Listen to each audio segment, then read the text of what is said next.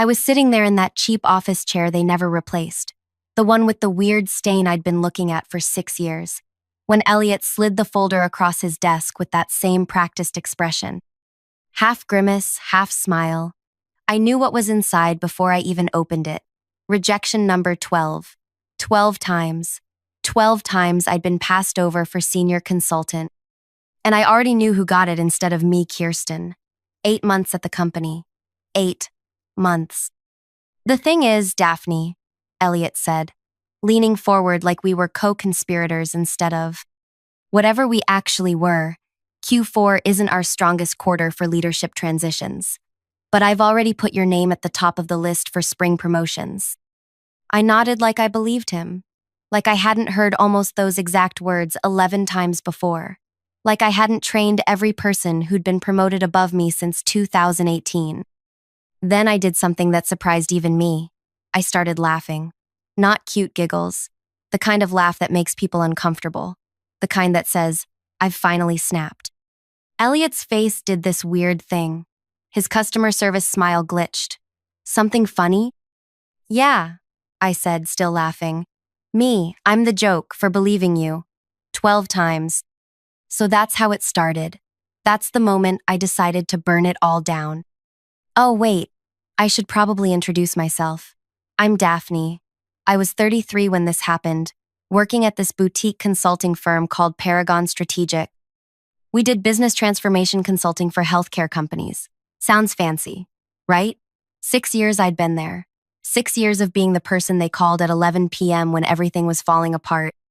6 years of being told I was invaluable, but apparently not invaluable enough to promote.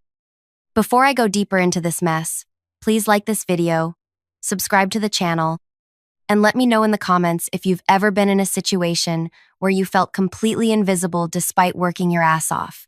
Because honestly, it helps to know I'm not alone in this. And trust me, this story goes places even I couldn't have predicted.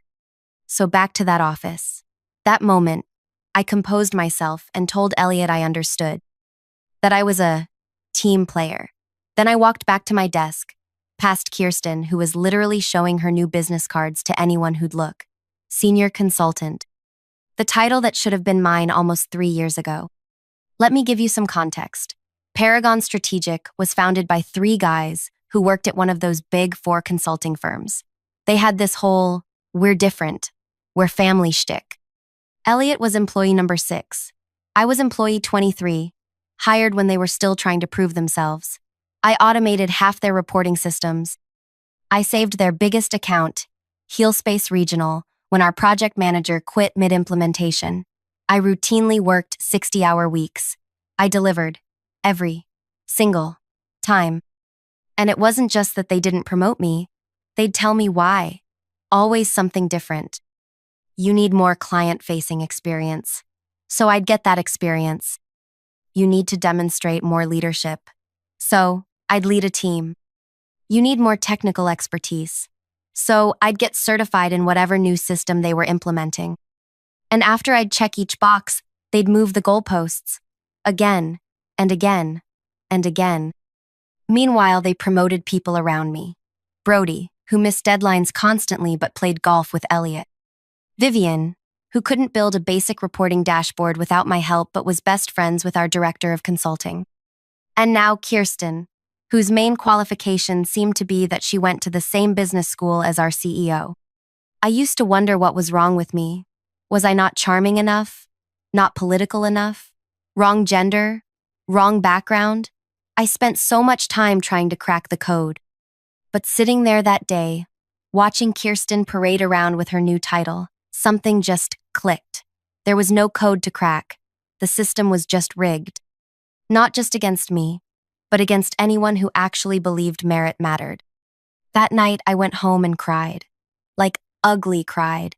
The kind where you're sitting on your bathroom floor at 2 a.m. wondering how you became this person. I called my sister Renee, and she listened to me rant for an hour. Then she said something that changed everything. So quit. I can't just quit, I said. I've invested 6 years. That's just sunk cost fallacy talking, she said. Renee's an economist. She's always diagnosing my life problems with economic theories. It's not that simple, I argued. The job market is tight and I need— No, Daph, she interrupted. I didn't say find another job. I said quit, as in, stop giving them your best. Stop caring. Stop trying to earn the approval of people who clearly have no intention of giving it to you. I sat with that for a minute. That's not who I am, I finally said. Maybe it's who you need to become, she replied. I couldn't sleep that night. I kept thinking about what Renee said, about how I'd spent 6 years trying to prove myself to people who had already decided not to see me. And something hardened inside me. A plan started forming. See, I knew things. I knew how everything at Paragon actually worked, not how they claimed it worked in their fancy pitch decks. I knew which clients were on the edge of leaving. I knew which projects were behind schedule. I knew where all the bodies were buried, metaphorically speaking. And most importantly, I knew that despite being denied a promotion 12 times, I was the glue holding at least 5 major client relationships together. The next morning, I went to work like normal. I smiled at Elliot in the hallway. I congratulated Kirsten.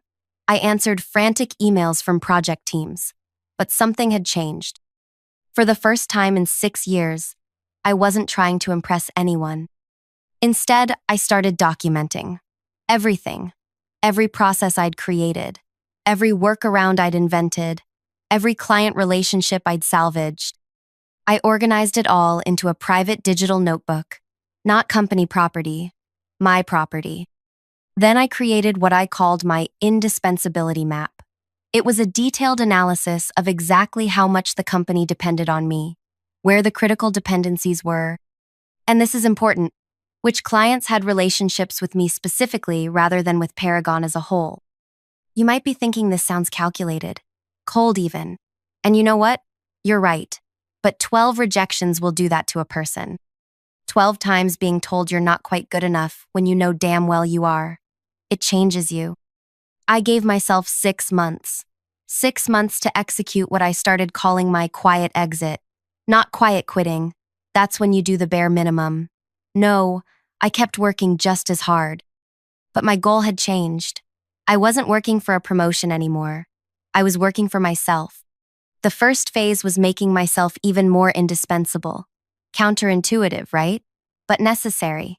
I volunteered for the most complex client problems. I became the go-to person for troubleshooting. When our biggest client, HealSpace, had an issue, they'd call me directly, not Paragon's support line. I was careful about it. I didn't sabotage anything. I didn't create unnecessary dependencies. I just positioned myself as the solution to problems that already existed, and I documented it all. The second phase was building my escape hatch. I started having coffee with former colleagues who'd left for other firms. I updated my portfolio. Not my resume, my portfolio. Because I wasn't looking for another job, I was laying groundwork for something else entirely. Phase 3 was the trickiest. I had to start detaching emotionally while still appearing invested. I stopped taking it personally when Elliot would take credit for my ideas in meetings. I stopped feeling hurt when I wasn't invited to leadership lunches. I started seeing Paragon not as the company I'd given 6 years of my life to, but as a stepping stone to what came next. Around month 4 of my plan, something unexpected happened. They promoted someone else again.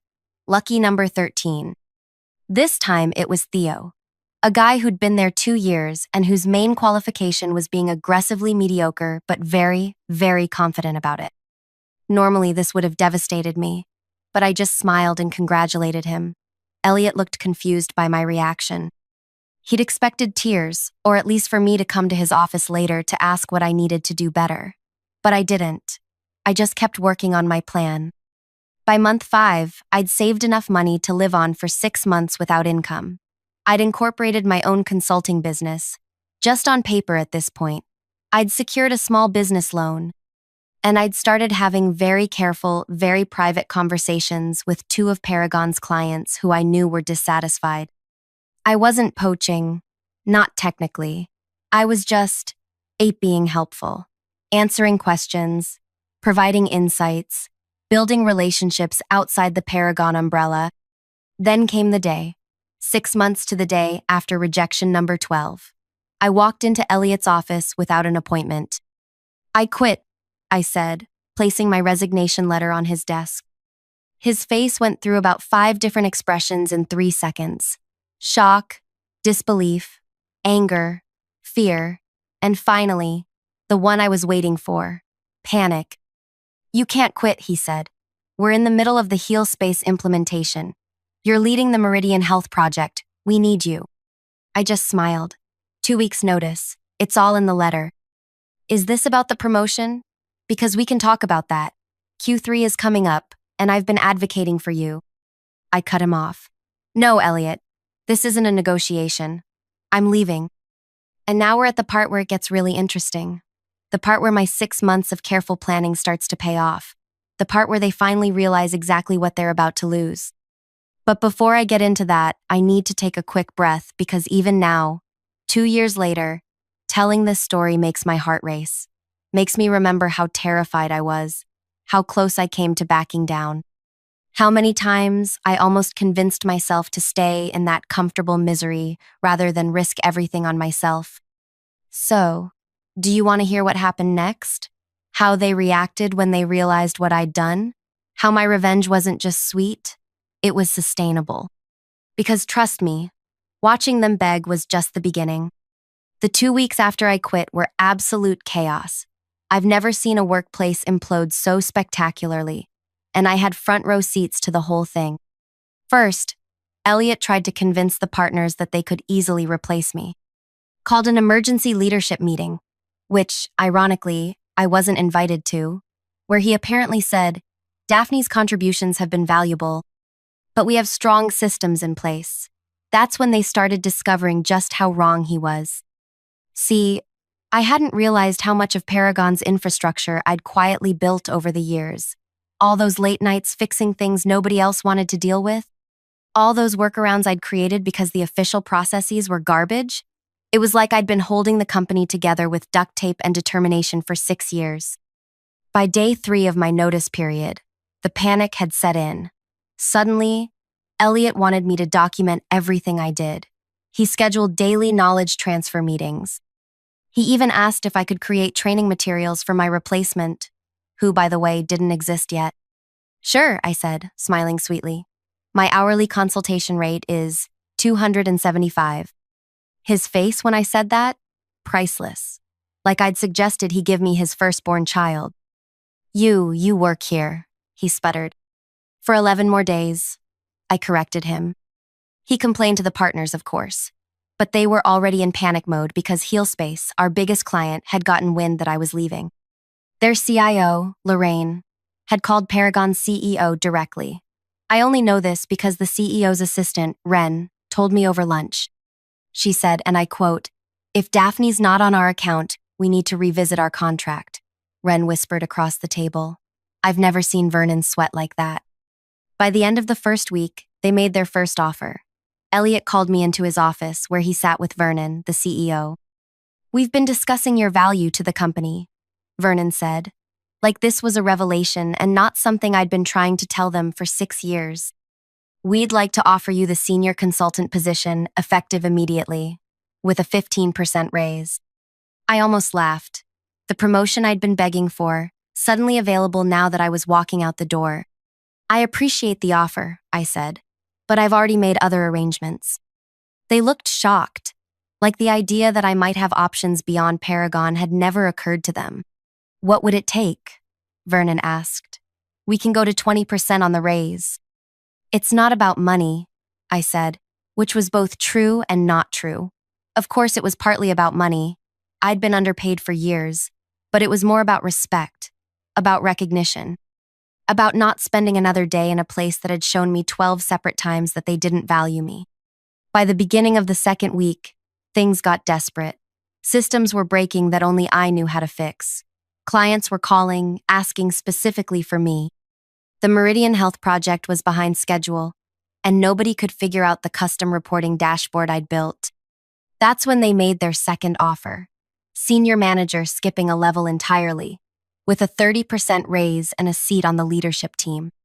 I declined again. "You're being unreasonable," Elliot said, his fake smile completely gone now. We're trying to make this right. 6 years, Elliot, I replied. You had 6 years to make it right. By day 10, Vernon himself came to my desk. He looked like he hadn't slept in days. Name your price, he said quietly. Whatever you want. Director level. Choose your projects. Work from home. Just stay. For a split second, I wavered. Director level would have been beyond anything I'd ever dreamed of at Paragon. The money would be life-changing. The power to choose my own projects was tempting. But then I remembered. 12 rejections. 12 times being told I wasn't quite good enough. 12 times watching someone less qualified walk away with the promotion I deserved. I'm sorry, I said, but my mind is made up. On my last day, I did something that surprised even me. I was professional. I handed over everything they'd asked for.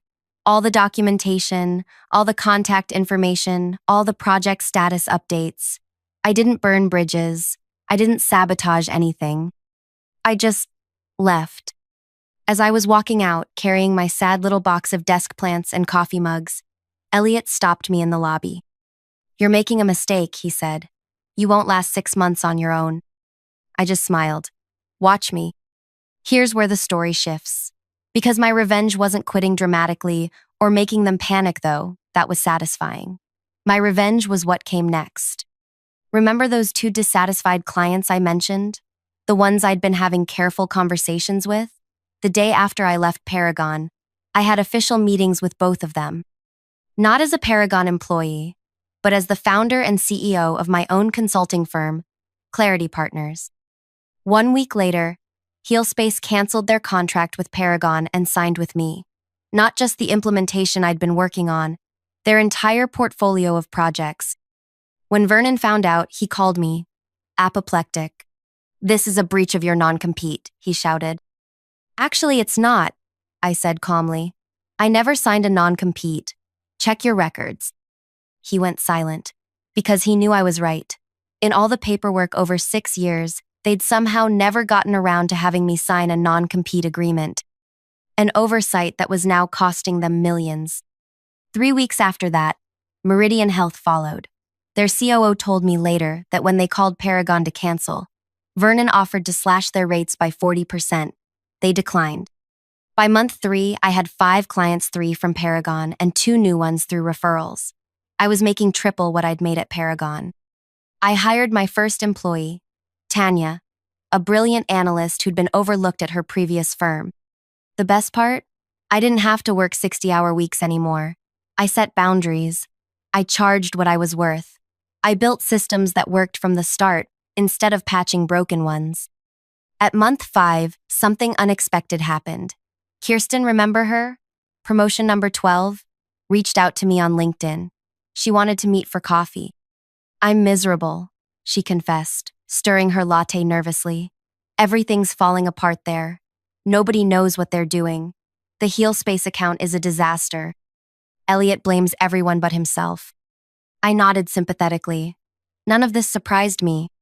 They talk about you like you're the bogeyman, she continued.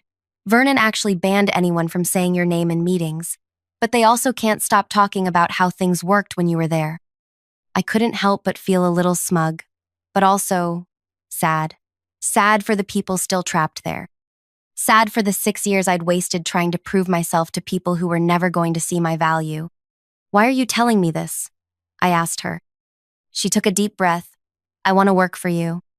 I nearly choked on my coffee. Excuse me? I know it's weird, she said, and I understand if you say no, but you built something amazing in just a few months. You're doing the work you want to do, with clients who respect you. That's what I want. I studied her face, looking for signs of deception. Was this some kind of corporate espionage? A trick to get me to reveal my client list? But all I saw was exhaustion, and something I recognized intimately, the desperate need to be valued for your work. Send me your resume, I said finally, and we'll talk. 6 months to the day after I left Paragon, I got a call from a number I didn't recognize. When I answered, a familiar voice came through. Daphne, it's Vernon. My heart skipped a beat. Hello, Vernon. What can I do for you? We need to talk, he said, his voice strained. Things here are. We're struggling. The quarterly numbers are the worst they've been in 5 years. We've lost 7 more clients since you left. I waited, saying nothing. We want you back, he finally said. We'll match whatever you're making now. Double it even. Director level, equity stake, whatever you want. I closed my eyes, taking in the moment. This right here, was what I'd wanted to hear for so long. Validation, recognition, the admission that I had been right all along. But it came too late.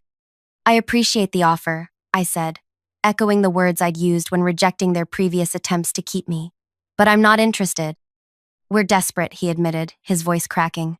Please, just come in for a meeting. Name your terms. That's when I realized something important. My revenge fantasy had always ended with them begging me to come back and me triumphantly accepting on my terms. But now that it was actually happening, I discovered I didn't want to go back. Not for any amount of money, not for any title. Because I'd built something better, something that was mine.